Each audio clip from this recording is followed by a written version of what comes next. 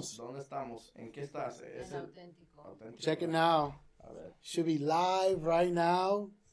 It is live. We are going to do this. ¿Are we live? Yes, we All are. right, bienvenidos. Gracias por estar con nosotros, el público y especialmente Anita y José. Soy Gabriela Ramírez Arellano y está aquí conmigo Junior, hablando con dos personas que creemos que van a poder traer mucha información a este tema de cómo escalar, cómo saber cuando uno está listo en su carrera o en su negocio realmente para tomar ese próximo paso. Así es de que vamos a empezar Ladies First con Anita, que nos platiques un poquito acerca de quién es Anita, tu rol dentro de Buyer y luego platicamos con José un ratito. Bueno, gracias primero, Junior, Gaby, por invitarme. Sí, Anita, todos me conocen como Anita, soy Ana María Viera. y recuerdo esa conversación, a Junior nos conocemos desde el HLI, gran experiencia. Y fui muy abierta en decir, me gusta que me digan Anita, ¿no? Sí. Porque vine acá a este país y de un momento a otro me llamaban Ana y nunca estaba acostumbrada a eso. Pero bueno, mi rol es Global Product Quality Specialist for Bayer now. Pero yo venía trabajando con Monsanto desde que viví en Perú. Yo soy de Perú, soy original de Perú y me mudé para acá hace un poco más de 3 años. Y tuve la suerte de seguir trabajando con Bayer. Bueno, Monsanto, ahora Bayer. Así que fue una transición por ese lado un poco más fácil, por el lado profesional, pero obviamente todo el resto de mi vida cambiaba mucho, ¿no? Gracias. Y tú, José, yo sé que tu trayectoria es un poquito diferente, ¿no? Porque tienes varios negocios, pero platícanos un poquito de ti y de toda tu empresa. Gracias, sí. No, igualmente les agradezco la oportunidad de estar otra vez con ustedes. Una vez ya nos tocó tener una entrevista bien suave, pero mi nombre es Jose Ponce, soy el dueño de Remax Gold, ¿sí? Es una agencia de bienes y raíces aquí en San Luis. Ya estamos para tener 6 oficinas. Tengo 105 agentes de bienes y raíces ahorita bajo nuestra umbrella, ¿sí? Y sí, yo he estado en ese negocio desde el 2002. Tuve la oportunidad de comprar el negocio donde yo comencé a trabajar en el 2016 y gracias a Dios ahí seguimos, ¿sí? Del respecto de los otros negocios, obviamente estamos dentro del mismo mundo de bienes y raíces. Obviamente tenemos una agencia de título ya, tenemos una agencia de seguros, y una agencia obviamente de inversiones y construcción, ¿sí? Todo lo que sea de bienes y raíces nos hemos metido poco a poquito y nos ha agradecido buenas oportunidades aquí en San Luis. Oh, wow, y felicidades. Creo que Remax Gold, la de ustedes, es la única hispana en Missouri. Exacto, sí, es una de las más grandes, es la más grande agencia de bienes y raíces que obviamente hispana del Midwest. Y estamos muy agradecidos, muy contentos de ese reconocimiento. Sí. Qué bien, felicidades. Gracias. Wow. Sí. Bueno, te doy turno a ti que tú Métete. Métete ahí. No, la verdad, I'm also very excited to have the two of you here. When Gaby and I set out to have this podcast, we wanted to create a space in which we can highlight Latino professionals in our community and really just all the amazing things that you guys are doing. So kudos to you. Thank you so much for representing us so well. Jose, you and, as an entrepreneur, as a business owner, I mean, that just makes me feel so proud to say that I know this guy, that I've had great conversations with him. So thank you so much. Anita, yeah, of course. And Anita, you shared that story about us meeting through HLI, and I do remember that story about call me Anita. So actually, I was struggling, right? Whenever I was putting together the post, your bio and everything, you put everything as Ana María Viera. Y yo quería poner Anita. Like, every time I wrote down Anita's name, I was like, I'm going to put Anita. It worked. Now people call me Anita. That's great. Yeah. Okay, yeah. So I was like, I'm going to put Anita in there. I was like, okay. She gave me the bio. I'm going to stick to it. I'm going to be professional, But, I feel like we connected through an HLI too. But seriously, thank you so much for being here. And in today's topic, it's one that I feel like affects a lot of people, especially, Latinos, right? We're brought up to be such humble people. We're brought up to work very, very hard at what we do. And most times that's working with our hands, right? But there's so much to being Latinos, especially in the U.S., that I feel that needs to be highlighted. And that's why you guys are here. That's why we have the podcast. So I'm really looking forward to today's conversation for sure. And I'm going to be asking Anita, like, gosh, Anita, you moved from Peru, Yeah, a completely different country. completely I mean, different. is anyone here, like in this table besides Anita, not grow up in the U.S.? We all grew up in the U.S., right? So I feel like you bring a different perspective, right? Because Yeah. growing up in the U.S., I can't even fathom what it would be for me to, as an adult, uproot my life and my culture, everything that I know in my country, to then move to a different country, speak a different language. Like, how was that? Can you tell us a little bit about that? Like, when did you decide that I need to scale? So I knew it all started because I knew that I was coming to live to the U.S. because my father, he's an American citizen.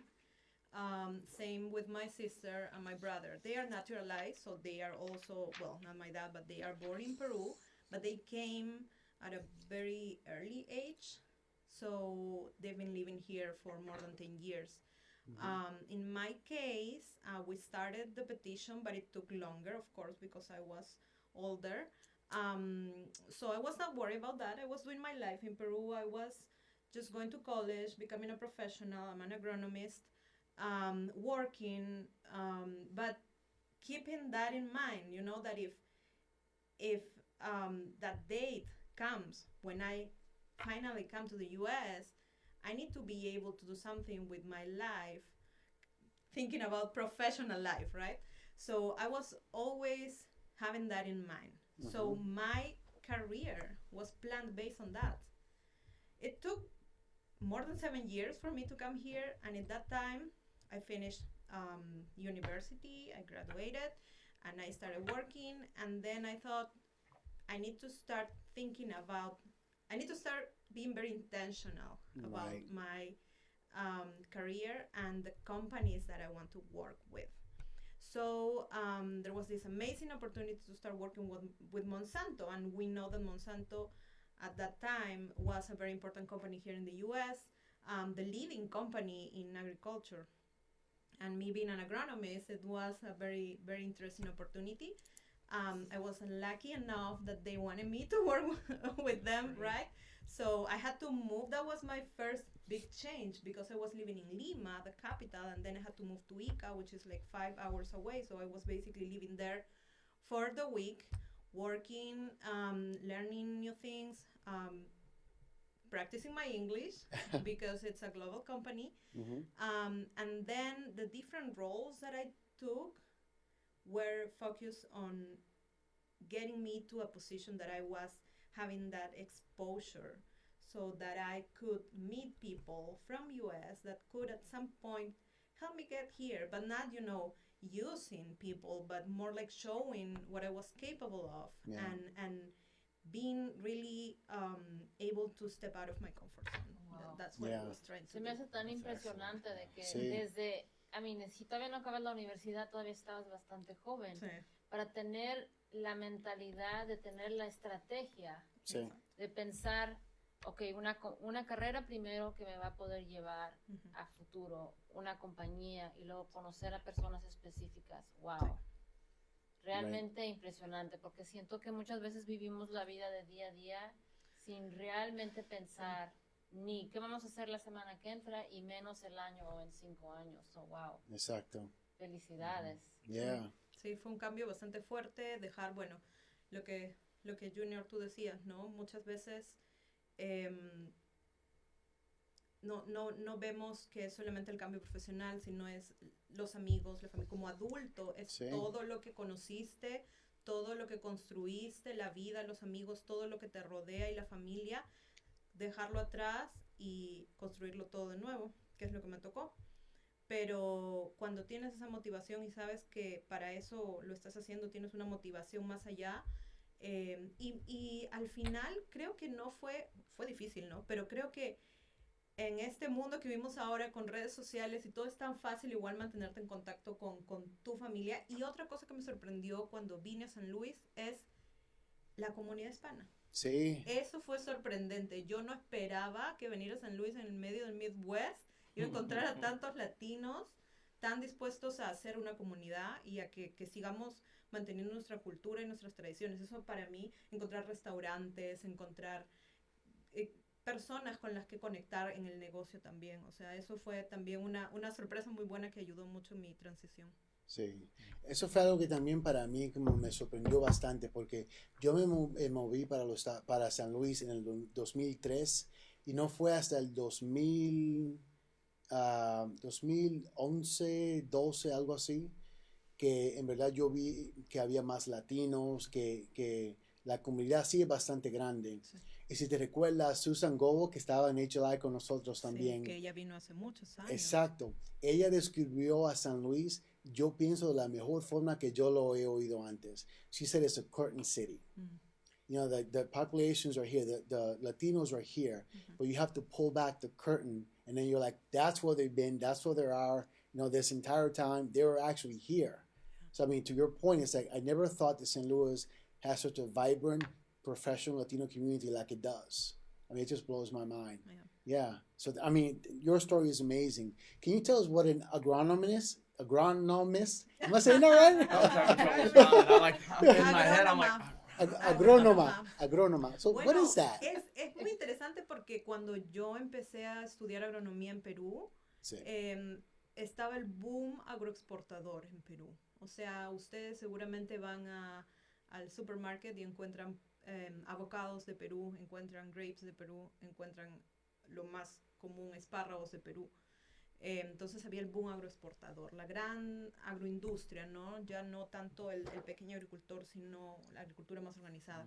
Entonces, pero como agrónomo no solo te dedicas al tema de cultivar el campo, sino también te dedicas, puedes ser especialista en fitopatología, por ejemplo, que es enfermedades de las plantas, puedes ser especialista en suelos, puedes ser especialista incluso en laboratorio, ¿no? En mi caso, yo orienté mi carrera, quise y tengo un poco de experiencia en producción, pero quise orientarlo más al lado de calidad, que siempre fue algo que me gustaba, mucho me llamaba la atención y de hecho ahora me desarrollo en el área de calidad.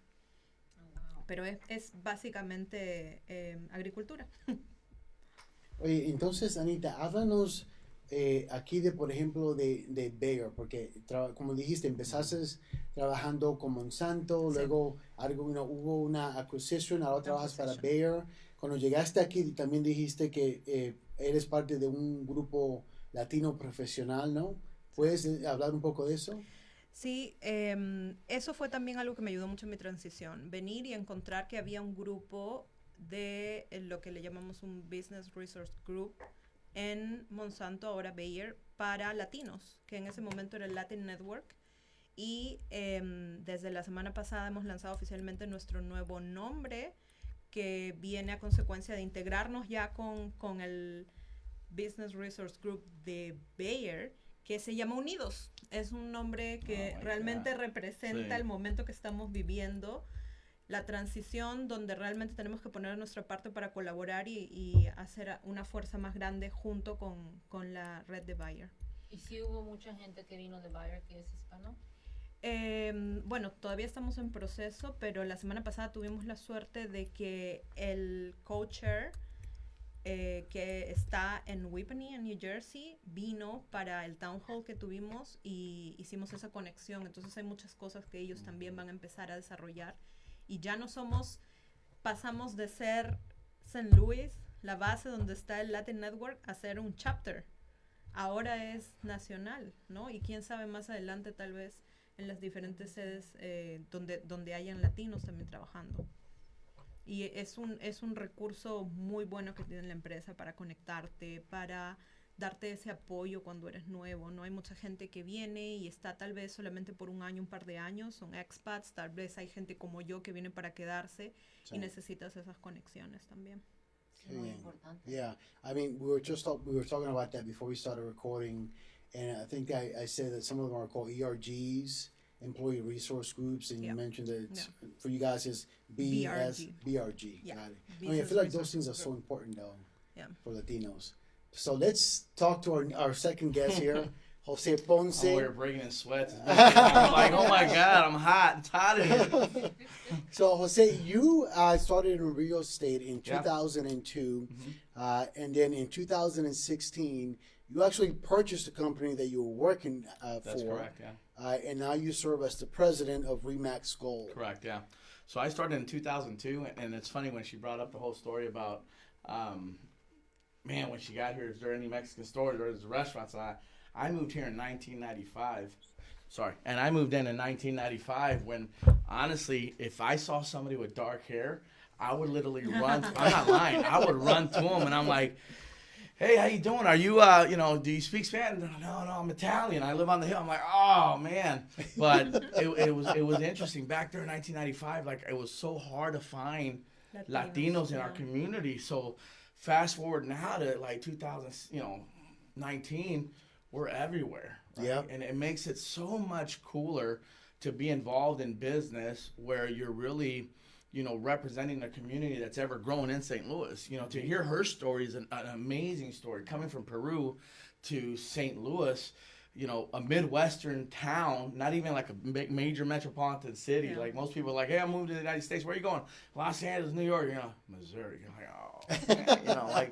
So, I mean, it takes a lot. So kudos to you, Anita. That's amazing. It's a great story. But I actually like Missouri a lot. Yeah, no, absolutely. St. Louis, I wasn't really looking for a big city or a city with lots of Latinos. I was looking for something that could help me integrate with the U.S. culture, little by little, place, right? For sure. And this was the place because Midwest, right? You're not missing your Latino culture. You're not missing your roots, but you still have the chance to integrate with something new. Absolutely. Yeah. Right. No, I being here now and everything that this town has come to become, right, within our community, it's amazing to see. It truly is amazing. Our industry in real estate, we get to really relate to and help, communities from all sorts of, diverse communities to just the average, household. But in essence, when you start seeing an increase in real estate transactions within the Hispanic Latino community, I mean, that says a lot, and it's really impressive to see and be a part of it, being able to help, our community with home ownership that actually allows them to buy something in the Midwest. Right. You mentioned earlier, Junior, that, we're really hardworking individual. Our community is really hardworking. We're hands-on, but, in entrepreneur and in business, and I think Gabriela can attest to this, it's a little bit tougher, to really break into this environment of business in a town such as this because St. Louis is considered a conservative town. But the cool thing now is that our own community, businesses and people that are involved in governing these, the cities and outskirts are now much more appreciative and more involved in wanting to see how our community is doing and why it's doing so well. So, when I'm involved with meetings or I'm involved with organizations that are talking like, hey, I keep hearing about all these new cool places and, from restaurants to pastelerias to anything, right? Right.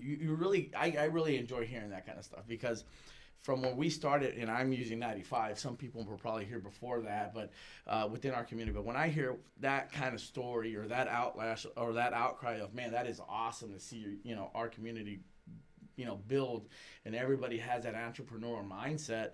I compare it to 1995, where literally I would walk and, man, I don't see any Latinos. Can you even imagine?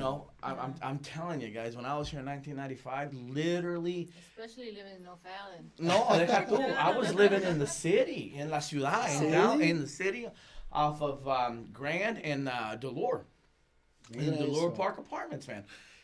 And I was like, ningún lado. I'm like, man, bueno, pues entonces no. And this is me coming from Los Angeles. Sí. And I'm like, wow. And, I was moved up here with the company that was headquartered here in St. Louis.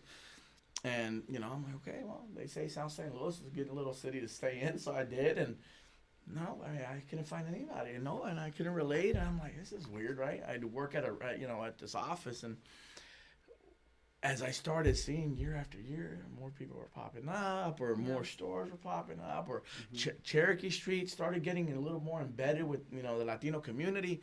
So I'm like, okay, now I'm starting to see a difference. But if you fast forward till now, Right. I mean, it's amazing. We've grown by leaps and bounds, So, to get that entrepreneur mindset, it's natural coming from Latino community, because we always want to own our own or do Absolutely. something or do something that's not just our regular 9 to 5. We want to get out there and do something else that'll get us, a part of the American dream, which is really at this point is owning a piece of your of what you want, Right. and have that opportunity.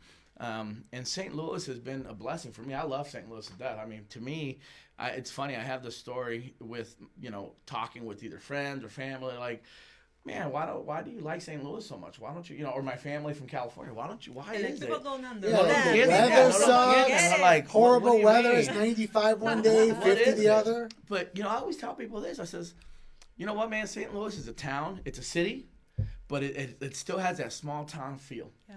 Where I can go out and do things throughout the city, and I'm pretty certain I'll run into somebody I know. Right. If I would do that in Los Angeles, I probably would take months for me to run into somebody that I know. Mm-hmm. Here, you run into people, it's a growing community, especially with us in our culture and our base of wanting to grow as not only business owners, but, building executive careers, in St. Louis. It's huge, Right. It's huge. And it's not just your typical trade skills, minority anymore, right? Back then it was like more landscaping, Right. roofing, construction, more on hands type of businesses that most of our community was involved with. Now, I mean, I can't even pronounce her title, Angro now, but think about it, and then from Peru. Yeah. How amazing is that to hear, right? That's very awesome, very cool. Right. And then to hear it to be done here in St. Louis, it's even better. Right. I want to backtrack a little bit, though, Yeah. porque tú dijiste, cuando llegaste, ¿trabajabas en otra compañía o vendías casas ya? No, when I first moved here in 1995, yo trabajaba con una compañía que se llama Edison Brothers. Esa compañía estaba en downtown, ¿sí? Y era una compañía que hacía pura ropa de hombre y de mujer. So they had stores throughout, the United States, throughout the malls. If I name them, someone will probably be, I remember that store. Like for men, Oak Tree, Zeidler and Zeidler, J. Riggins, right? For women, 579, 9 West back then when they owned it, shoe stores, so it was out there. So it was Edison Brothers, and they're based here in St. Louis. Well, my oldest sister, was already living here for about 6 months before they ended up moving me up here. And I said, why not? It's considered a promotion. Let's go and, let's give it a shot. But it was a good company until they ended up going under. But I decided to stay. Aquí me quedé, me encantó. La verdad, I'm real passionate about this town. I ¿Y really cómo am. hiciste esa transición de tu trabajo a algo tan riesgoso como bienes y raíces, y luego llegó 2007, 2018 y decidiste quedarte en esa industria y comprar la compañía? So, ¿qué estás pensando? Porque yo estoy pensando, put it together mi session. ¿Cómo me salgo? Por eso tomo pastillas todos los días. No se crean. No, bueno, comenzando, ¿no? Cuando dejé Edison Brothers, tuve un tiempo, una temporada que trabajé para Wilson's Leather, y luego de Wilson's Leather, un recruiter, obviamente nos buscó, y dije, hey, vamos a abrir tiendas que se llaman Men's Warehouse, y vamos a ir para acá. Dije, bueno, vamos. Me llegué a mover a la compañía de Men's Warehouse, trabajé allí casi 13 años, y en ese momento estaba, en el 2002, obviamente, antes de eso, estaba con ese interés de querer comprar una casa. No sabía nada de bienes y raíces, no sabía nada. Dije, bueno, vamos a comprar una casa. Porque pues ya es punto, recién casado, todo eso, vamos a comprar casa. Eso sí, dicho y hecho. Vamos y buscamos, nos encontramos con un agente de bienes y raíces. Y él mismo me comenzó a platicar del negocio. Oye, ¿tú hablas español? Le digo, sí. Él era un americano. Sí, le digo, sí, yo sí hablo español. Dice, es que está creciendo ahorita poquito a poquito la comunidad aquí latina y pues de seguro va a ser un buen mercado y todo eso. Deberías de ir a buscar, agarrar tu licencia y echarle ganas, ¿no? Dije, bueno, está bien. Dije, no, pero estoy a gusto ahorita trabajando en la empresa con la que estoy, pero pues al rato, a ver qué pasa.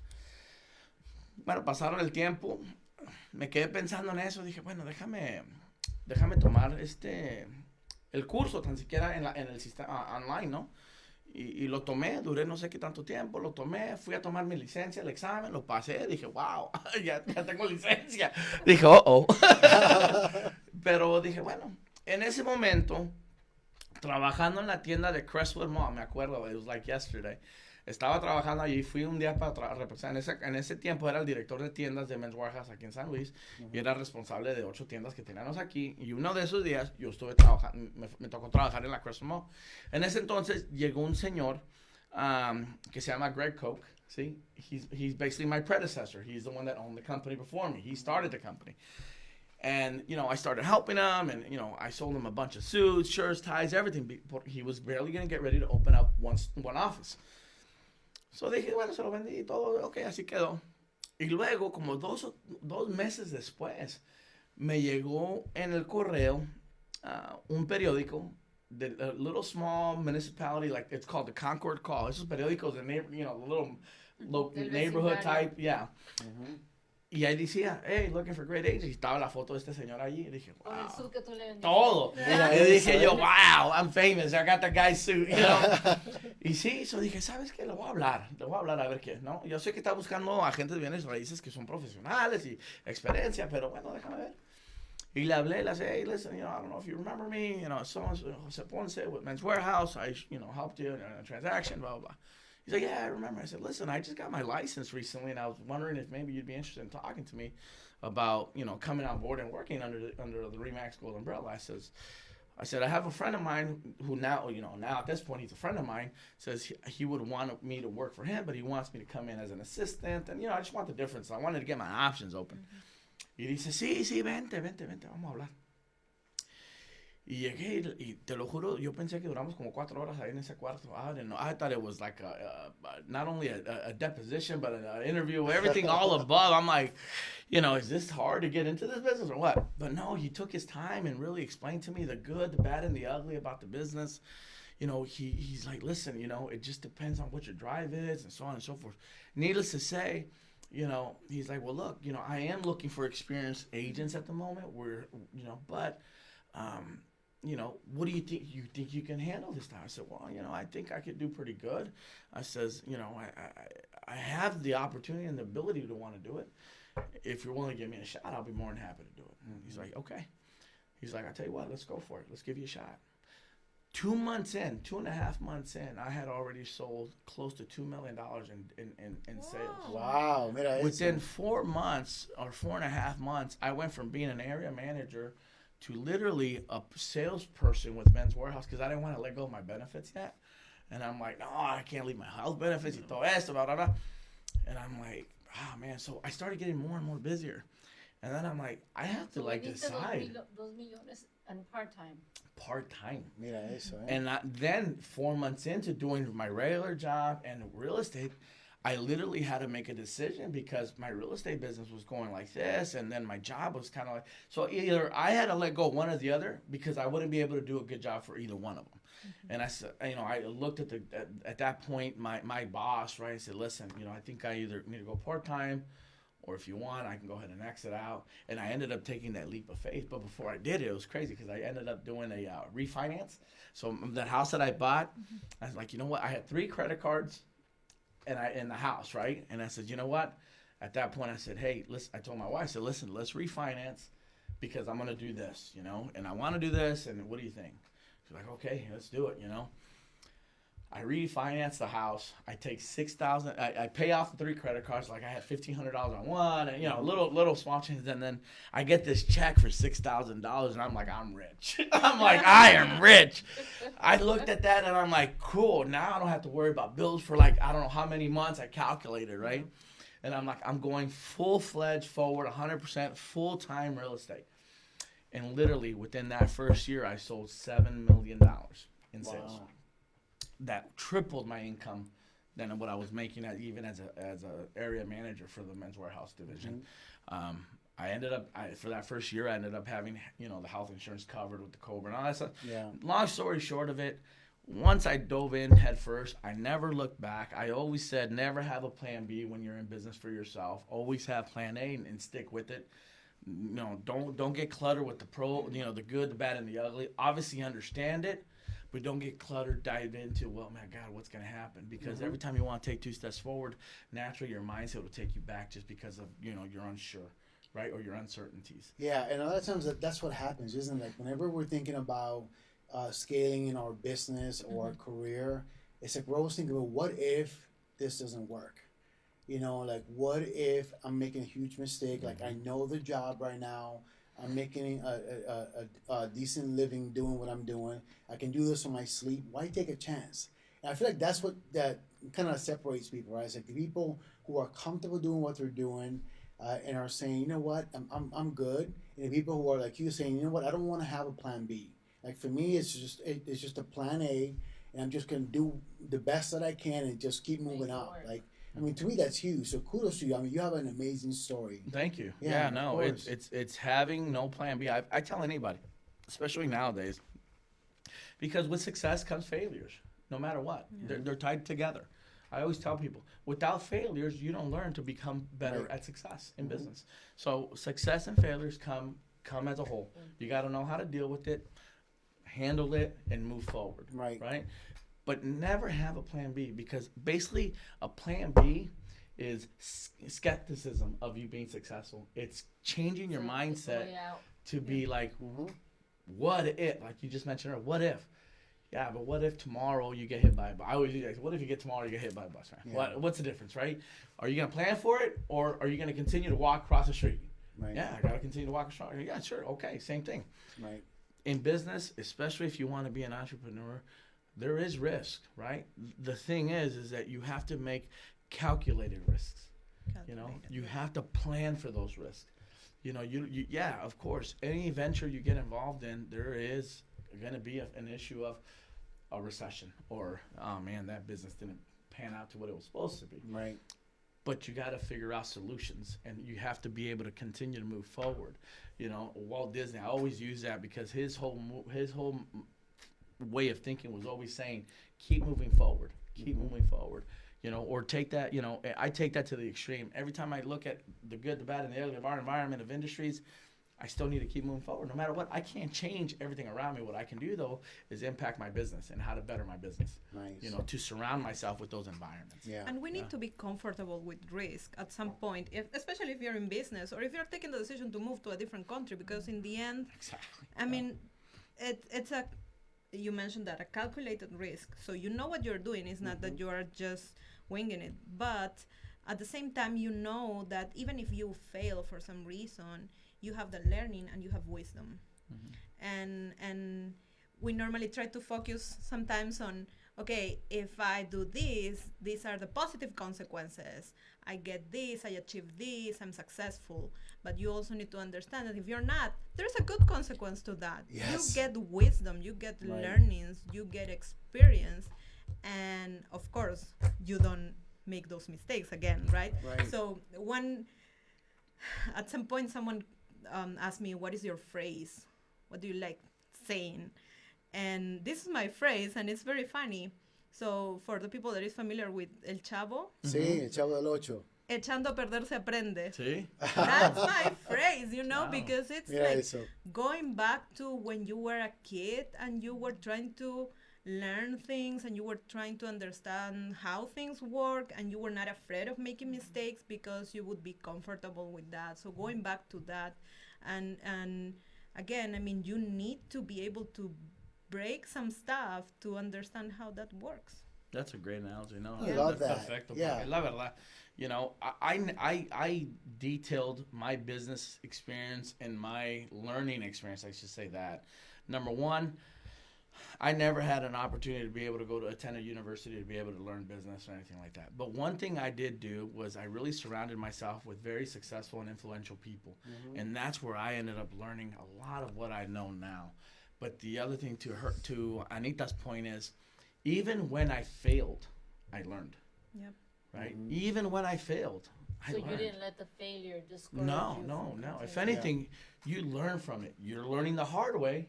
And I'll sit there and say, well, you know what? If I do the math, I'm not in college debt, in a sense. With most people coming out with a degree, some might have some college debt. So if I lose something on a deal, and this was in the very beginning of my mindset when I was in business, I'm like, well, if I lose something, imagine it being for college, right? You can balance it out and say, well, it's somehow that's my college debt, or I'm paying my dues, right? And that's what happened. And as Anita stated, it's you probably will learn a whole heck a lot more from your failures than your successes. Because your successes are praised and you're appreciative and you made a choice and you did well. But at the end of the day, what sticks with you harder, your successes or your failures? Right. And as a natural human being, as we are and very judge and criticism or criticize our own selves, like we're the hardest people on our own, right? Yeah. Like they always say that you're the hardest critic of yourself. So to me, to be like, man, I've hit batting 500. Yeah, but that's still 50%, right? What about the other stuff? What about the failures? What did you learn from it? How would you do that differently? And that's what keeps me moving forward. Yeah, and at the same time, being resilient. Absolutely. Right? Because we need to be resilient to be able to, okay, I failed. I identify what I need to do better next time, but then I don't keep thinking about that all the time because then you don't move forward. Absolutely. So, okay, I learn, but be kind to yourself too. Celebrate your successes and move forward because that's the only way that you can really use that learning, right? Sí, absolutely. Yeah. No, y la diferencia es eso. Es seguir echándole ganas y no dejar para echarte para atrás y solamente así es donde uno va a triunfar. That's it. I mean, echando a perder se aprende. Exacto, I love that. Sí, echando a perder se aprende. Yeah. Sí, y a mí me encanta la forma que ustedes están describiendo, like your trajectory and how you scale for you, Jose, your business, and Anita, for you, your career.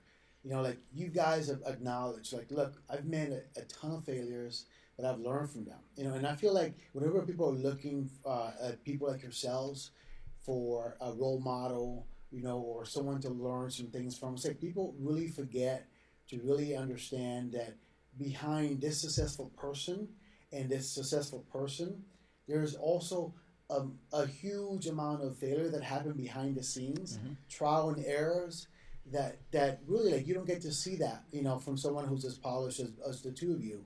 But you've already practiced, you practiced your craft over the years. It's like, let's not neglect all the hard work that goes into making you guys who you are today and who you guys are going to be in the future, because I feel that your mindset is such that you're not comfortable, even though you're successful and you own, these different companies and you've grown the company, and even though you've done so well by moving to the U.S. and you're still growing, like, you guys are not comfortable where you're at. You guys are not done, and you know that, and that's the beauty of it, right?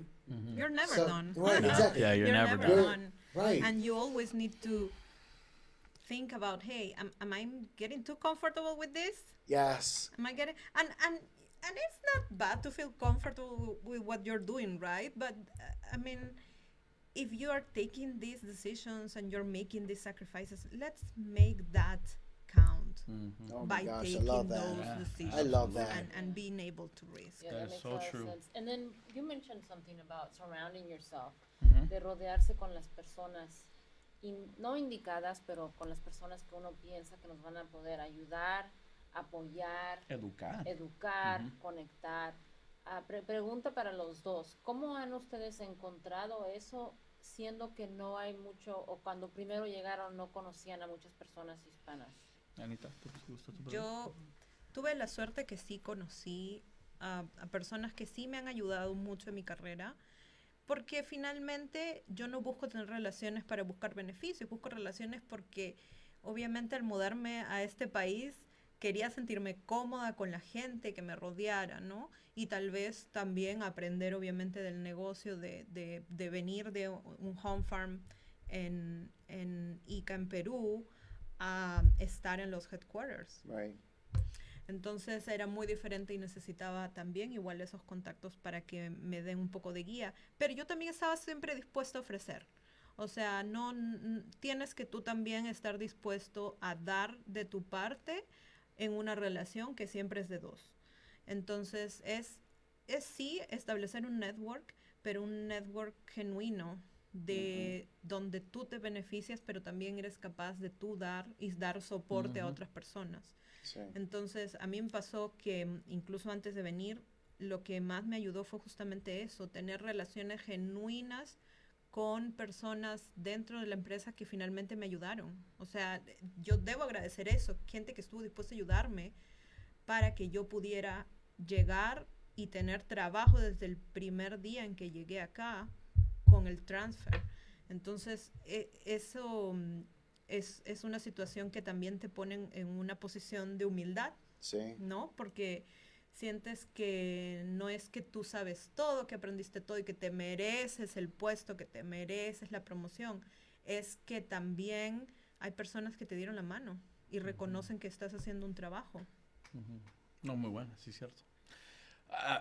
For me, it's a little bit different, but right? I mean, completely understand Anita's point. So, what I stated as far as surround yourself by successful people is any business owner, and kind of Anita, what you said is being humble, right? You're never going to stop learning, right? And I kind of go back a little bit by my boxing career, right? And being in that ring and knowing that the other guy wants to win as well, right? You know, once you get too comfortable consistently going in and out of that ring, and you're just like in that, okay, time to do my work, that's when you want to give it up, right? Because that's when you're going to get hurt. That's when you don't have that fire, that butterfly in your stomach, of a little bit of nerves. Same with business, right? When you get too comfortable and you think you know it all, right? As Anita said earlier, you know, and you're not really being humble and wanting to learn more, you know, that's a guaranteed failure, you know, from anything you do. And for me, to surround yourself with successful people, it does keep you humble, because other people have done more than what you could ever imagine. So you're like absorbing all that information and that knowledge. And at the end of the day, I've become very, very good friends with the people that I surrounded myself with. And virtually just by nature. It wasn't that, oh, I want to go meet that guy and be friends with that guy, or I want to be, it was kind of like a collaboration of just the people that you meet and how you get around and end up being involved in the same industries, or maybe even different industries.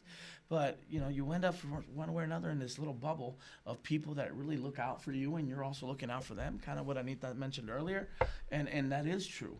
You know, when you genuinely want a relationship, or, you know, to build, and for me, it was genuinely to be, you know, embedded in an environment where I'm continuing to learn and at the same time process long-term relationships.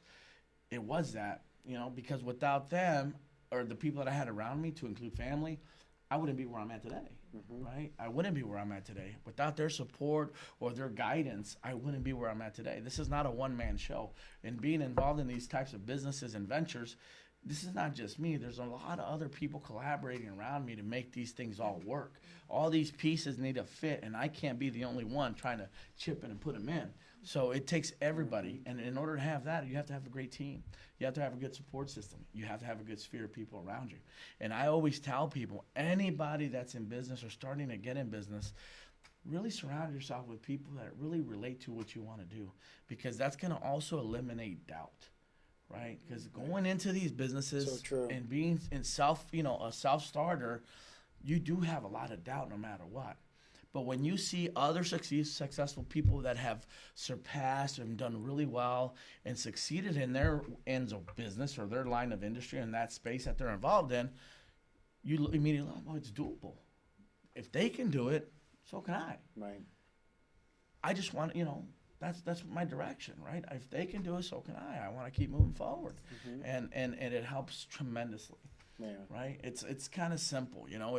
It's like having Anita in what she does in her profession, you know, and going into a world of, I mean, whatever the opposite of what she does, and saying, Anita, here you go, have at it. And Anita's like, well, I don't know. And same with me, going into her profession and sitting there, and I'm like, here you go, Jose, go figure it out. You know, I would need help. I would need guidance. I would need people around me that's been in that space before to really get a good gear and understanding what we can do. So it's crucial, right? It's very crucial as an entrepreneur, as an executive, you know, that works for a corporation, a Latino in St. Louis. It is crucial to be surrounded by people that you can relate to in any realm of business that you're involved in. Yeah. tremendously. That is so freaking true. That. So a lot of what we talk about in the podcast is like how do we support each other. And the God honest truth, and it's something that we talk about a lot during the podcast, Gabby, is we are better together. Right. Yeah, we are much better together, and like also our social capital. You guys both touched on that.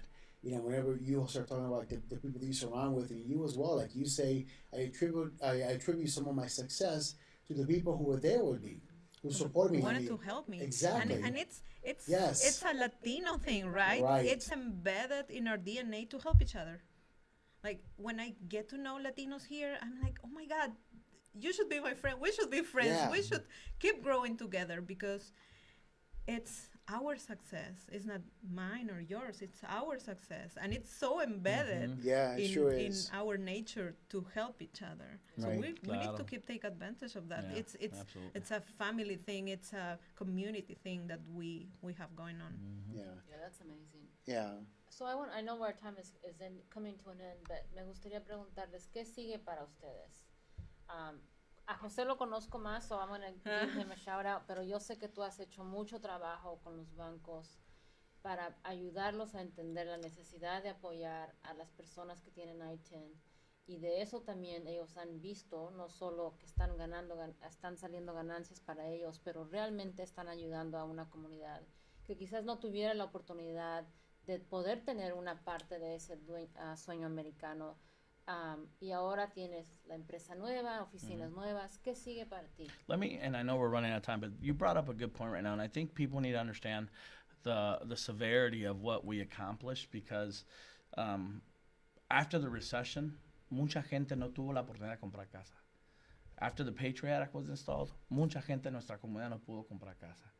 Y comenzamos con un banco, ¿verdad? Y varios bancos nos dijeron que no. Y sigue yo tocando las puertas. Y en cuanto el primer banco se dio la oportunidad, de allí varios bancos comenzaron a regresar. Oye, queremos hacer lo que estás haciendo ahorita con ese banco, ¿qué es lo que estás haciendo? So, gracias ahora, no nomás a nuestros esfuerzos, pero gracias a Dios a todo en general, la mayoría de los bancos ahorita en San Luis apoyan este programa y apoyan a la comunidad latina para darle la oportunidad a la comunidad latina de obtener obviamente casas con el programa que nosotros obviamente comenzamos con un banco. Qué bien. Y ahora la mayoría de los bancos ya tienen ese Y se tipo están de peleando porque todos quieren poder tener esa oportunidad. Sí. Ahora todos Porque quieren están hacerlo. viendo que pueden, que sale, very few Latinos default under loans. Yeah. The money that's coming in is a new economy for them, right? Because there's only so many Social Security owners, and then here's a whole new market. It's a whole So new they market. they are seeing the profit side of it, but for our end, I'm seeing the benefit to the community. Well, of owning a piece of take the that pie. even deeper for a banking perspective. A bank right now, because they're under the federal guidelines and because the Department of Justice is overseeing all this, the DOJ, they need to make sure that there's CRA credits and involvement, credit reinvestment acts, right? They're doing stuff within the communities and local communities. So with working with our community, right, they're knocking out two birds with one stone.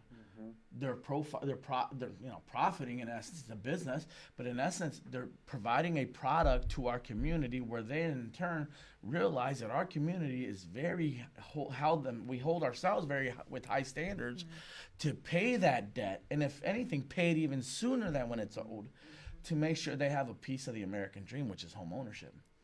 Now, to answer your question, my next move, right, again, moving forward and thinking for the masses of our community, is to now initialize a same lending type instrument, but for small business owners that want to get into businesses. My gosh. So now, I love that. having the opportunity to love go and say, that. hey, listen, I might not have a Social Security number, but I've paid my taxes religiously. I have a home. I'm everything lines up from point A to point Z. I want to apply for a business loan now because I want to open up, or I want to, grow my business from where it's at now. We're at those stages now. Now we're moving our community one step further.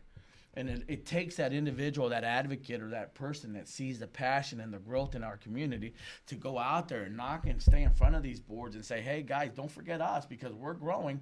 don't forget us because we're growing. And 1 minute to the next, they're like, oh, man, they grew big time. I need to go back and talk to that one guy who came in that we were just kind of saying no to. Pero también el crecimiento de tu empresa te da a seat at the table so that you could have these Absolutely, because it took a lot, it took a lot of doors shutting in my face to finally get one to open up and say, listen, I'm willing to sit down and talk to you. And now everybody, 97% of these banking institutions here locally, besides the big ones, are doing loans, within our community because they love it. I mean, they know that we're a great community, that we can respond to our debt. And now we're taking it a step deeper, and now we're getting funding for the same type of environment, but now for businesses within our community, which is going to be, fabulous. And that's why Gabriela's happy, because we're also obviously seated at the board of the Hispanic Chamber of Commerce. It opens up another tool for Gabriela, our chamber, to be able to offer, right, to our chamber members. Hey, not only can we get you certified, not only can you become a board member, guess what? Now, in particular situations, we can even help you for your funding for your company. Love that. No other chamber does that. So that's huge. I love that. And we're going to hopefully lock it down. That's also within this partnership, because we wouldn't be that far without you. I appreciate it. Thank you. Thank you. But that's my 2 cents, Anita. I'm still so glad to hear her story. It's passionate, man. Yes. That's awesome. Well, thank you. And yeah, I'm also motivated by all that you have accomplished in 20-something years. And it's like, yeah, that's the Latino spirit, trying to accomplish, keep working, keep moving forward. So, well, yeah, we need to complete the transition in Bayer. We are moving forward with that very successfully. Being part of the Latin network now, Unidos, it has been a great opportunity for me because I'm part now of the leadership team supporting the community committee. So it's amazing. That also helped me understand the needs here in the community, how to connect, because that's always a passion for me since I was in Peru. And when I came, I was determined to find some opportunities to keep collaborating, to keep supporting our community, right, with the different needs that are here in St. Louis. So we support different organizations, 10,000 Pencils, the World Pediatric Project, United Way. We do have El Mundialito. That's our soccer tournament. That's awesome. Yeah, we have it on June. So we are, with that, with the fees and different things that we do, we are able to donate $10,000 to World Pediatric Project. That means 2 kids can have the opportunity to come to the U.S. and have life-changing surgery. So that's amazing. That's amazing. And those are the opportunities that we have being part of this network in Bayer. So Bayer, it's a company that supports that. I'm very proud of being part of that and being able to lead this committee. But yeah, many more things to come related to the acquisition and being part of Bayer now. I mean, it's the biggest company in agriculture right now in the world. Absolutely. And have you noticed, the direct link between our 2 successful Latinos and how involved they are with the community? I mean, these Latinos are not only killing it and they're scaling their careers and their business, but they're saying hey, I'm not going to forget about where I come from, where I live right now, the people who are depending on me to advocate on their behalf, to support them, because I understand what it's like to live in a different country and not have the resources. You guys get that. I feel like that's part of the benefit that organizations that our economy get from bringing different perspectives in. Because you guys lived it. You guys know what it's like. And therefore, you have a different mindset, you have a different perspective, you have more insight into the things that we need to be doing to support, our community as a whole, not just the Latinos in the community. I mean, that's great and all, but as a whole, because again, we're better together. Yeah. So I love that you guys are here, and we can talk for hours. I know the stuff we're talking about, we can talk about for hours. So I would love to have the 2 of you, say 6 months from now, or heck, even a year from now, just to see where you guys are at in your business and your career too. But something that we like to ask our guests is what auténtico means to them. Wow. You know, so I'm curious, you know, for you guys, like, can you tell us, you know, and there are no wrong answers, right, but what is auténtico to you? Can you share that with us? Sure. Anita, if you want to start, or you want me to start? You can go. Okay. I mean, authentico to me, what it signifies, you know, to any person, but Yeah. especially to me, obviously, is to be you, right? Right. Be you, be who you are, and make an impact with whatever it is that you're involved with, to better not only yourself but anything or anyone around you, right? You know, that's the main thing that I get out of that term, authentico, right? Be you, be you. Everything above and beyond that, you know, will come to fruition if you just be you. Absolutely. So that's what I can Thanks say. for sharing that. Yeah, sure. Anita, ¿qué tal? Auténtico. Para empezar, me encanta el nombre del podcast porque representa la cultura nuestra. Somos auténticos y algo que para mí resuena con auténtico es no ser tú, sí, pero no tener miedo a ser tú. Porque a la hora de la hora va a haber gente que te puede juzgar, va a haber gente que puede hablar de las cosas que tú haces o que no haces, siempre va a haber, pero eres tú, o sea, tú tienes tus valores, tus principios, tus sueños. It's like you are fighting for your dreams. You have goals. You have things that you want to achieve in life. That's you. That's unique to you. And you just keep doing your thing because you're going to be successful if you keep dreaming. So that's auténtico for me. I love Awesome. that. Yeah, you are Great. fearless. I love it. Guys, thank you so much for Yes. joining us today. Thank you for having Thank us. you. Gracias. Thank you very much. La verdad que sí. You know, thank you to everyone who joined us online. We actually got a ton of feedback. People commenting, loving your comments. Suzanne said, you know, it's embedded in our DNA. It is. It's our success. It's not mine or yours. It's a family thing. I love what you said, Anita. That's true. That's true. You know, so I mean, that's amazing. Thank you guys again so much Thank for you. joining us, and thank you guys for Yes. tuning And in. much continued success. Absolutely. Thanks, Sigan Gabby. adelante. All right. Thank you.